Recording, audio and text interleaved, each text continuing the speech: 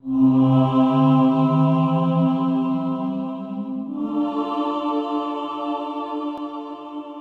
have to admit, there's nothing like the graphics on the PlayStation 2. Obviously, this is incredible, and times change, but man, games are such a unique way to escape from reality and our routines that playing something that is so visually different from what we are expecting is such an incredible experience. The PS2 was already quite capable of creating more realistic things, but sometimes more animated graphics that are out of the ordinary are just what I need.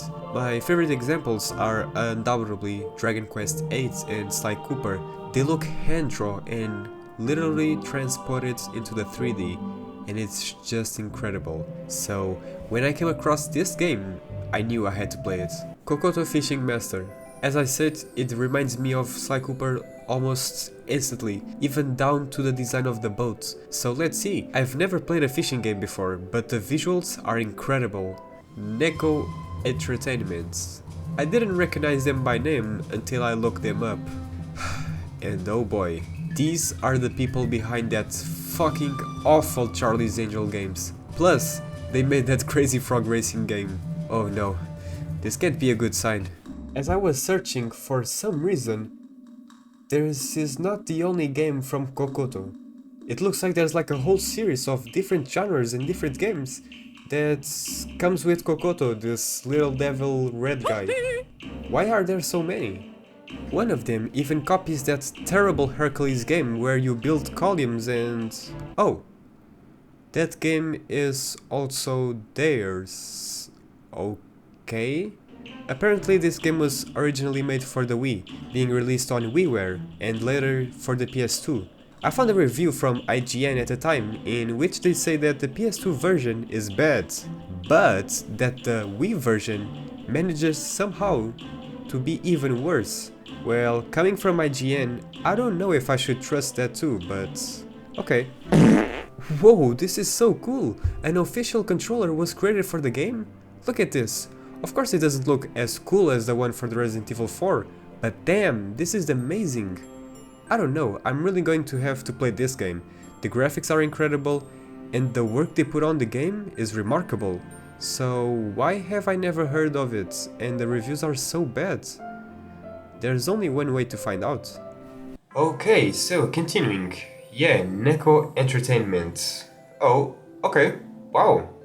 This start menu is definitely the best we've seen so far. It's so clean and aesthetic. Not even some games I love, like Ratchet & Clank 3, have a menu like this.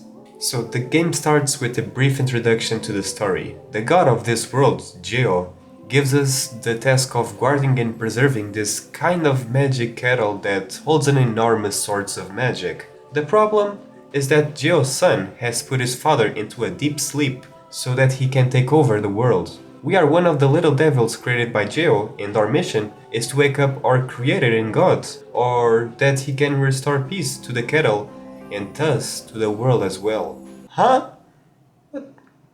The story is quite unique, but coming from a fishing game, you really couldn't expect much, and I prefer this to a more realistic and boring approach to why we are fishing. But how are we going to wake up Geo with fishing? By hit him with the fishing rods or something? I don't know, man. And so our adventure begins. The game takes place entirely on our boat.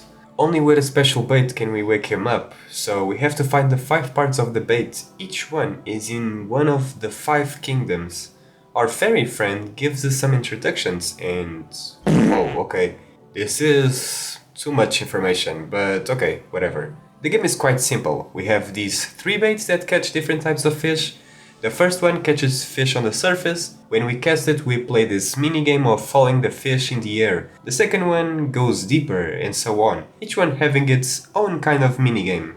When the fish for the right bait enters the range, a strength game begins. I'm not the biggest fan of fishing games, nor do I have much experience with them, but it's basically the same action that all of games have of this type. If we manage to catch the fish, we keep it up in our stock. Basically, they only have 2 functions. You can give it to this guy who asks us to bring him one of each fish so he can make the special bait capable of waking up a legendary fish that then will give us one of the parts of the bait we need for the Geo. or we can sell the fish. Yep, this game has buying and selling. Okay, so let me explain.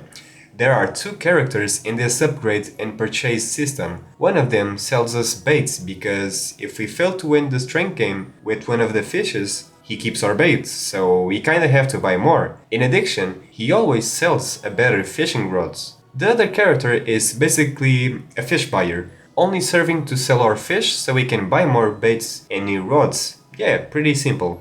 Okay, so we have two things that are important on the rods: strength and distance. We kinda need both of them, since some fish flee from the bait because it's too close to the boat, and others can be so strong that we get stuck in an infinite loop of strength games. The main objective is to give each fish to the turtle so that we can make the baits for the level and defeat the fish that has one of the parts of the geobait.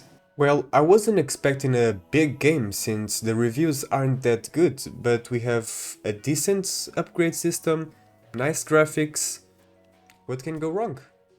Even though we have those cozy vibes and everything looks cool, well, it seems pretty good so far, as I was saying.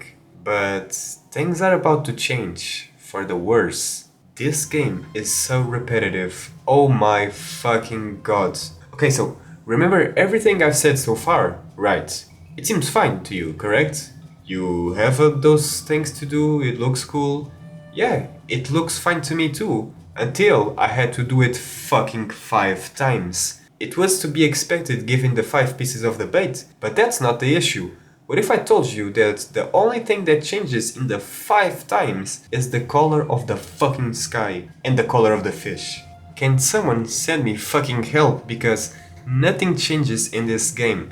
The goal is always to catch the weakest fish, so you can buy a better rod to catch one of each fish and then battle the fish with the bait. Always. Always, man. Always. I'm fucking losing my mind now. And even though the fish technically changes, they are the fucking same. The way to catch them, it's the same. There is nothing new. Did you complete the first area of the game? Great. You've seen everything this game has to offer. Congratulations. Now do it fucking 5 times, you piece of shit. Look, man, I always play on the emulator for these games, and I never use nothing extra, nor cheats or speed ups, nothing. But on this fucking game, I'm truly sorry. I'm sorry, but I had to. I was losing my fucking mind. And if you play too, you would lose your fucking mind as well. The boat is so fucking slow that by the second level, I couldn't take it anymore, man. I had to increase the game speed to 200%. And it wasn't enough, because level after level, for absolutely no reason, things get further and further apart. A trip from the seller to the buyer in the last levels can take about 3 minutes, if not more. I found myself finishing the game at 400% speed. I really wanted this game to be good. The vibes are incredible, but it becomes so frustrating and boring that it's a waste that the graphics are incredible. I was quite happy with the purchase and upgrade system, but it's so fucking simple. Oh my fucking god. You always have a fishing rod and a bait, that's it. There's nothing else. It almost doesn't seem like we are making any improvements because the gameplay doesn't fucking change. It just gets easier and then harder. So you already know that you are buying a fishing rod and then you're going to drop it and at the beginning of the level for you to have a stronger one. So the game gets easy and then hard and then you purchase a stronger one and it gets easy. Like, that's it. I just wanted to leave the area to go to the next one to finish the game as quickly as possible, which is a sign that the gameplay isn't doing a good job. And yes, I was enjoying it at the beginning, but it's too simple to put on an entire game without any innovation or new mechanics. There was so much that could have been done. We don't have to click the button insanely from the start to finish until the game says it's okay, because that's pretty much everything we do. The end of the game isn't exactly good either. The whole ending is shown by a fucking cutscene of Joe finally waking up and restoring peace to the world, while Cocoto celebrates, yeah, fuck you. The game ends. That's it.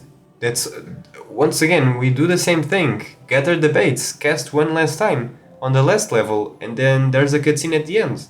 So the last level doesn't have anything new either. I don't know why they would make the game like this. Was it laziness, lack of budget, time constraints? I can't understand it. The game doesn't start badly, but it's not just the beginning that matters. Imagine if you're playing Ratchet and Clank and the entire game is with the same weapon, the same 2 or 3 enemies, and no difference in the gameplay. And don't get me wrong, the first level of any Ratchet game is incredible, but what makes a good game is how it holds up over the hours. And this game takes about 4 hours to finish.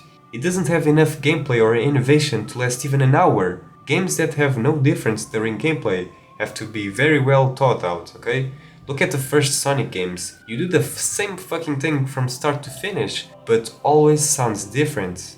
Cocoto Fishing Master had a lot of potential. I was thinking at the beginning that I wanted to put above 7 Blades so you can understand. It's not like 7 Blades is the best game, but it's the best game we've played so far. So when I was start playing more and more of Cocoto, I was like, maybe not. It's really not that good. You know, it's playable, everything workouts well, you have no bugs, nothing, but man, I can't. It's incredible how a game that doesn't work well, like Action Man 8 entertained me more than this one. It's really a shame because I don't pick up games that I think are bad. I pick them up because I've never seen them before, and the PS2 has thousands of hidden gems, and I can guarantee you that this game had the potential for that. Are the other Cocoto games like this too? Who knows, maybe I'll review them too. So yeah, that was Cocoto Master Fishing Rod Space thing. I don't know the fucking name of this game already. I hope everyone enjoyed this video and I'll see you on the next one. I appreciate everything. And yeah, that was Cocoto. A game that had a lot to offer but falls flat when it's trying to be a different fishing game than the usual, but ends up just being really boring and repetitive.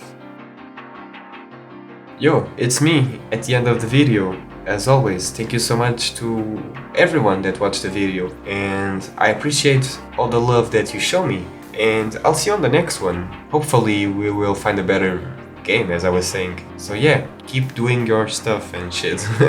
I don't know, man, I don't know what I'm saying. So yeah, much love. Thank you guys. See you on the next one.